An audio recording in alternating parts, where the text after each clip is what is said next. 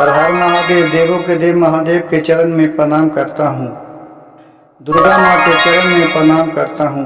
सरस्वती माँ के चरण में प्रणाम करता हूँ। गणेश भगवान के चरण में प्रणाम करता हूँ। गुरु भाई गुरु बहनों के चरणों में प्रणाम करता हूँ।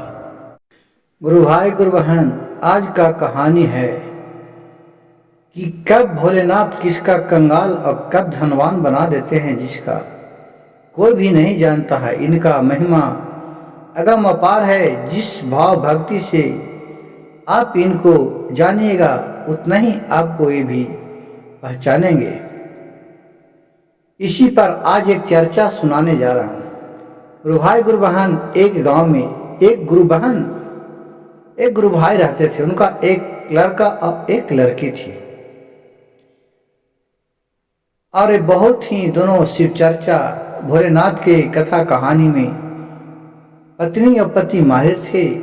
जहाँ भी शिव चर्चा होता था वहाँ जाया करते थे, और उनका पत्नी भी सब भोलेनाथ पर अटूट विश्वास रखते थे।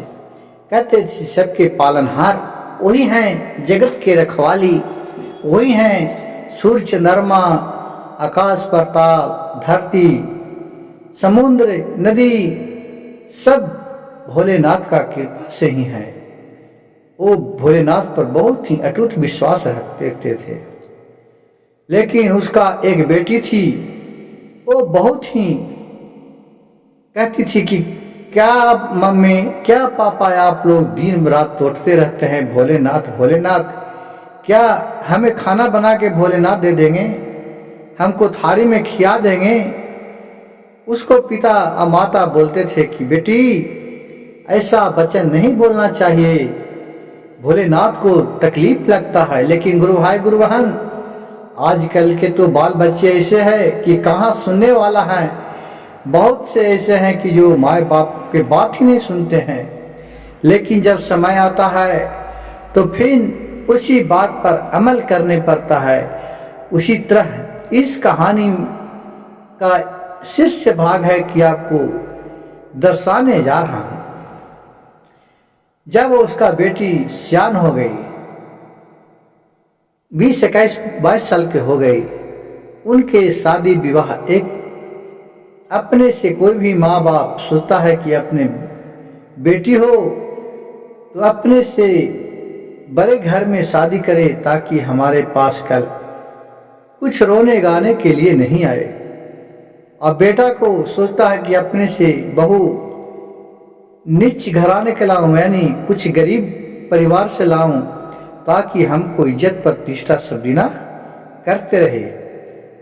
बहुत सा लोग है कि जो तो दौलत के लोभ में पहले ही कहता कि नहीं मैं इतना तिलक लूंगा तो इतना तिलक लूंगा। लेकिन बहुत सा इसको मानते हैं। उसी तरह इस कहानी का शीर्षक है शादी विवाह कर दिए। भोलेनाथ के कृपा से उसका बेटी रहने लगे वहां जाके। कुछ दिन बीता, 2-4 साल, उसका घर में बहुत तंगी आ गई, क्योंकि वो कोई देवता देवी के तो मानने वाला था नहीं, उसको नहीं मानते थी। अपना नित्य दिन बनाना है, खाना है, अपना ऐशो आराम करना है। उसी तरह कुछ दिन बीतते गया। धीरे धीरे उसके घर में बहुत ही अलाचार हो गया। लेकिन उसका बेटी लाज से किसी से बताता भी नहीं था। भले कभी कभी ऐसा नौबत भी आता था कि एक दिन पानी पी के ही रह जाती थी। अब जब इतना तकलीफ हुआ तो उसके माँ बाप के बात पर याद आने लगा और कहे, हे भोलेनाथ महादेव, देवों के देव महादेव, आप ही जगत के पालनहारी हैं, आप कृपया दया बरसाइए। भोलेनाथ जो भी गलती हुआ उसे क्षमा कीजिए। फिर एक दिन के बात हुआ। देखिए गुरु भाई गुरु बहन, क्या घटना घटती। उसका भाई था एक, जो बाजार में आया हुआ था उसी के नजदीक। तो भाई ने फोन किया कि चलो इतना आ ही गए हैं, और उसका भाभी भी आए थे।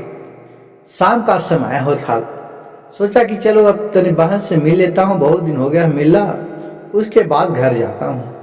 बहन के फ़ोन किए, बहन ने फ़ोन उठाया, बोला कि बहन घर ही पर है? तो बोले कि हाँ भैया, सर समाचार पूछा। फिर भैया ने बोला कि बहन मैं आपके घर आ रहा हूँ। तो अब बोलने से सकदम हो गई, कही कि क्या खिलाऊंगा क्या पियाऊंगा।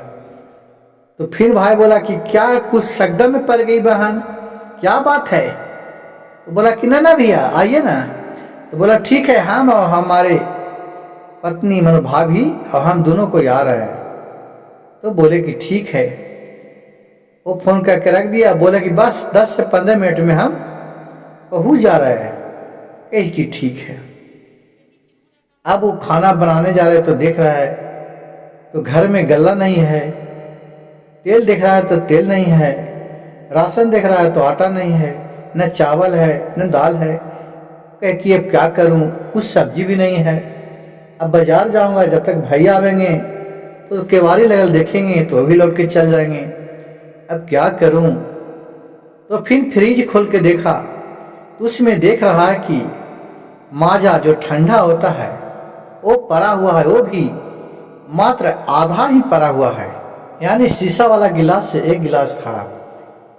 सोचा कि अच्छा है क्या करे, अभी भैया भाभी तो दूर हैं, अब आते हैं तो दोनों के ये माजा पीने के लिए दे दूंगा, उसके बाद मैं जाऊंगा अब बाजार से फिर सारा सामान कीन के उधार पधार किसी ही से ले लाऊंगा, फिर अपना किसी तरह उसको पैसा कमा के दूंगा। उतने में सोचते सोचते दोनों गिलास में धारा की उधर से उसका बेल बजा घर का।